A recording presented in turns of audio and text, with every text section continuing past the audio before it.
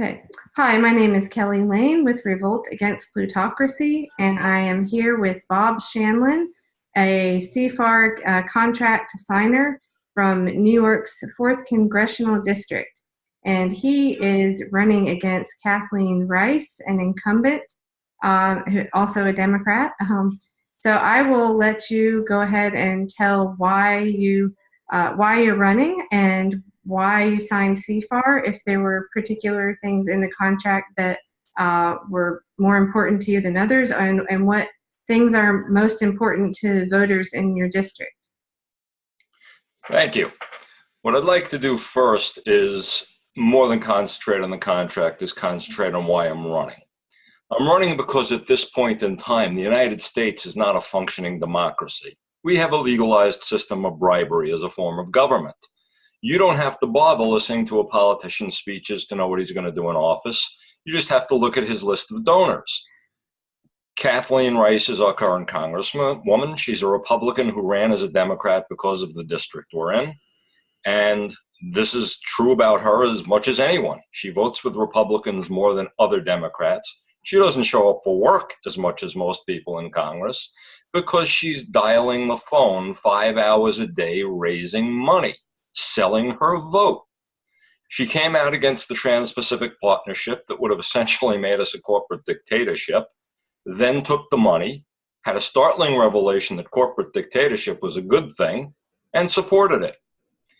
She got buried in a town hall in her own hometown about it, and she's been very careful about having town halls since, like most Republicans have.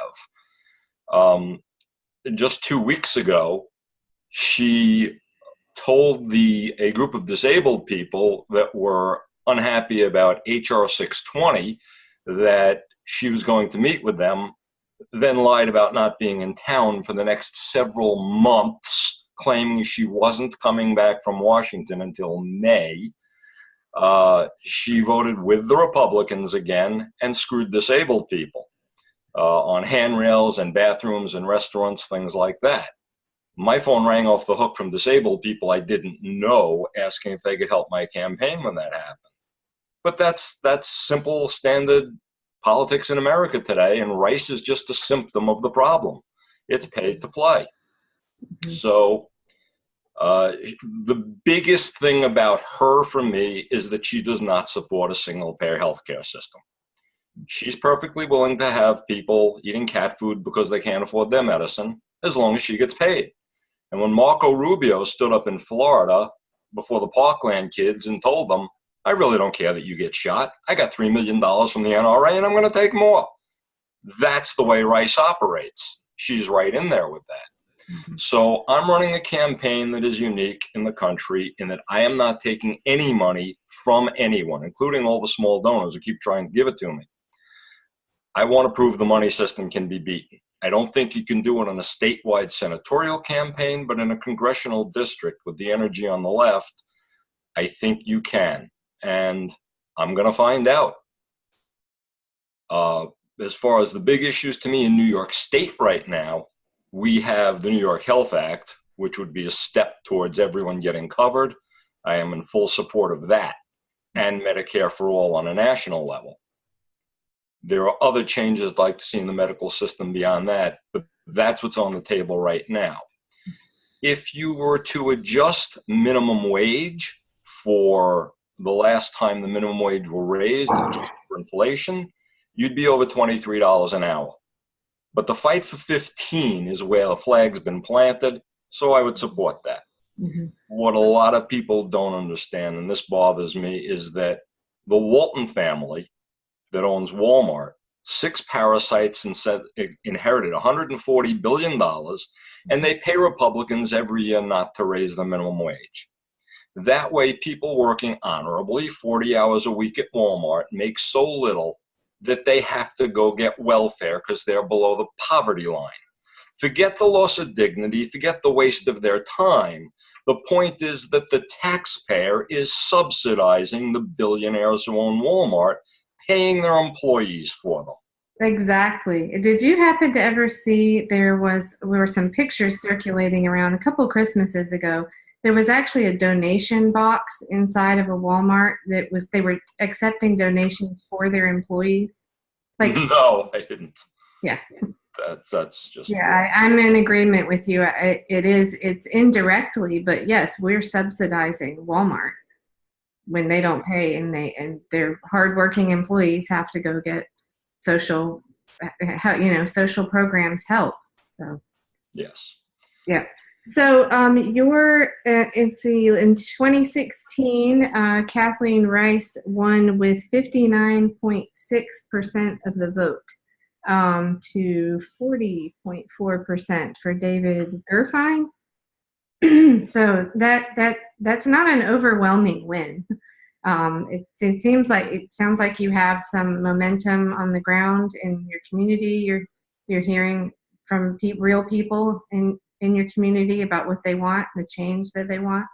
Well, the energy across the country is on the left. There's no question about that. Trump drives that. Mm-hmm.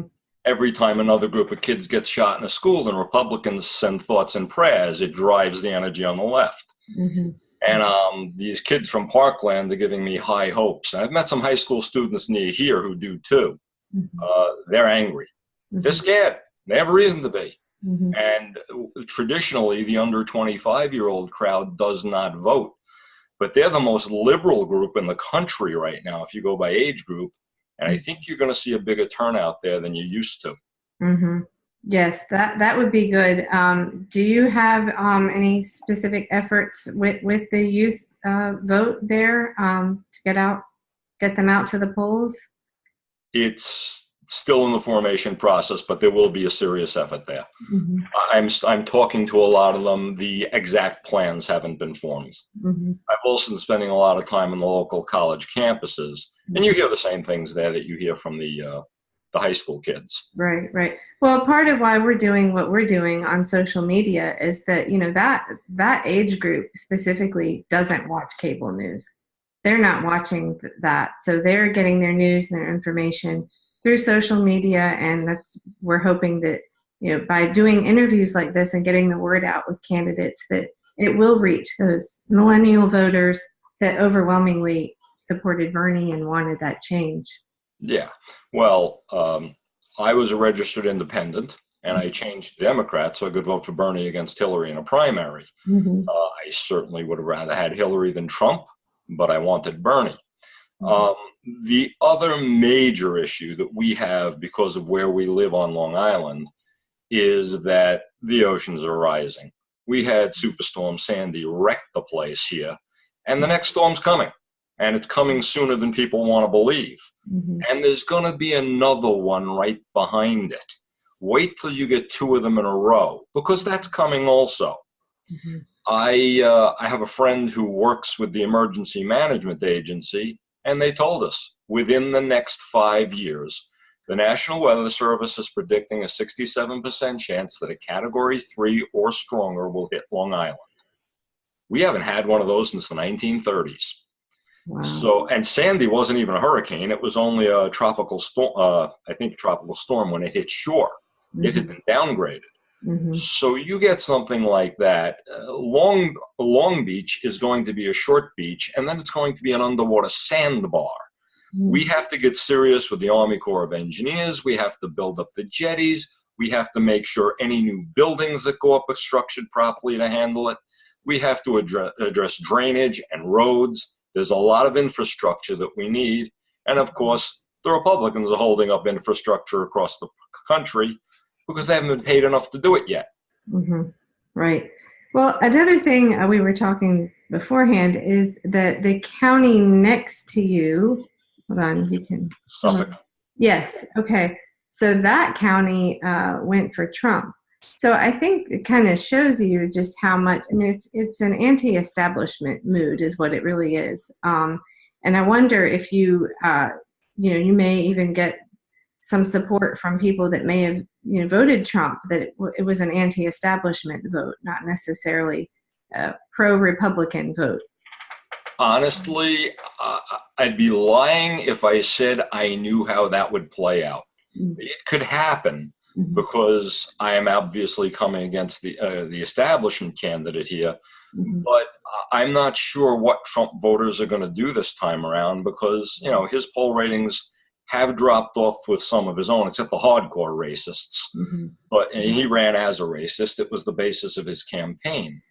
But I'm not sure what they're going to do now. I would assume they stay with the Republican Party. Mike Pence knew what he was saying when all those never Trump Republican voters were out there, and he said, okay, he's the nominee, now it's time to come home to the Republican Party, and the sheeple did. Mhm. Mhm. Well, we have sheeple on both sides. We do. Yes. But I think it's a little worse on the right. Mm. And as far as the energy in this thing goes, I've noticed the difference between Nassau and Suffolk County.